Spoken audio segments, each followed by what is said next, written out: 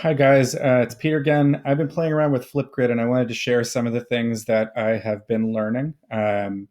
So I posted a previous video that looked at the difference between a grid in Flipgrid and a topic inside that. And so we're going to use inside of a grid that I created for one of my classes.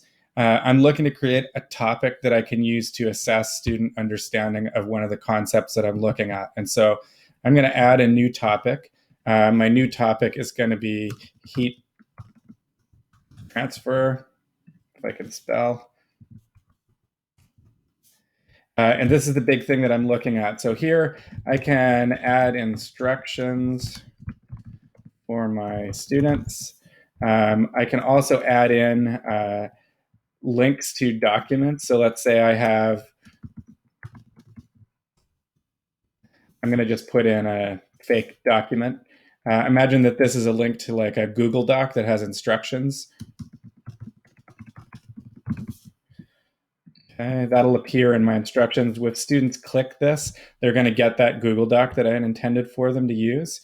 And then you can add a focus of your discussion topic. And so imagine this is going to be students are posting a response to share some kind of understanding. Okay, so I can do a straight up video that records my more detailed instructions for the kids.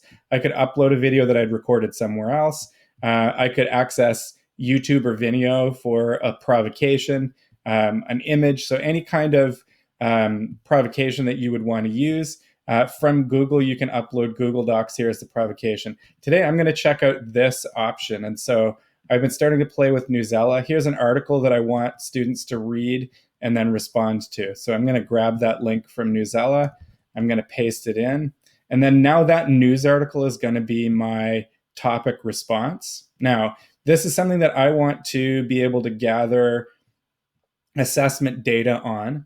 And so if I click right here under more options, it gives me some things that I can use for like making this a proper assessment item. So I can add more documents and you can just keep loading them up. They'll appear in a list once the video is published. You can add a 30 character description of that document. And so this would be like helpful documents, a rubric that you're using, a set of instructions, questions that you want them to follow. Now, if we get down here to the topic status, this is where you can do a little bit more customization of how you want people to be able to respond to this Flipgrid. Several people have asked me about the ability to make a Flipgrid private. And so if you look right here, you can choose video moderation. This means that before a video becomes visible, you as the teacher get to look at it and choose whether it's published or not. You can never publish videos. You can just leave them as like teacher view only. And that way you can get kids to submit independent work through Flipgrid that not every single student in the class is going to be able to see. Okay, so this one is a really good thing to play with. You can also set up topics. You can make them frozen so that people can look at responses and no longer be able to add any new responses. You can also make it hidden, so that just drops off of students' ability to view. Over here, you can decide whether or not students are going to be able to reply to each other's videos. And then you can also set up dates where that Flipgrid is available or not available.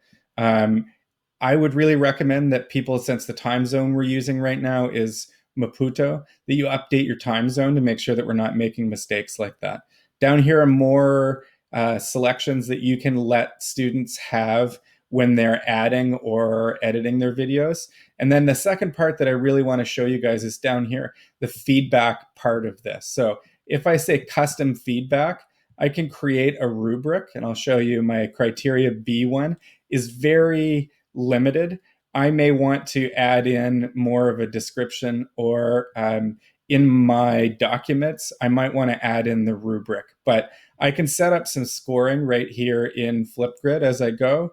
So 1 to 8 scale, we're looking at criteria B. Here's the 5 level descriptor from my criteria B rubric. Okay, I could add as many of those criteria as I want to. So you could imagine like in criteria B, I could have part 1, criteria B1, criteria C1, and I could add in the different subparts of my rubric. So once I've created a topic, there we go, my topic is all set. I'm going to use one that I had set up before to show you what happens, but I get, with one click, I get my Newsella article that I could have my students read. I've also got a link to the further instructions. Okay. And then if I go back and I look, I've posted one here to show you. So this is my example. And then here is a student response. And so if I click on this student response, right, so this is my discussion that I've had. I can leave a video response for my student to give them feedback. I can also choose which score for these criteria that I've set up. And so we can really quickly give students feedback here. I can type a comment. Notice here my comment has 1,000 characters, so that's slightly more detailed comment feedback. And then I can email that feedback directly to my students. Remember that if we're posting feedback here, we would also need to go and post this again in ManageBack, because that's our agreed upon feedback mechanism.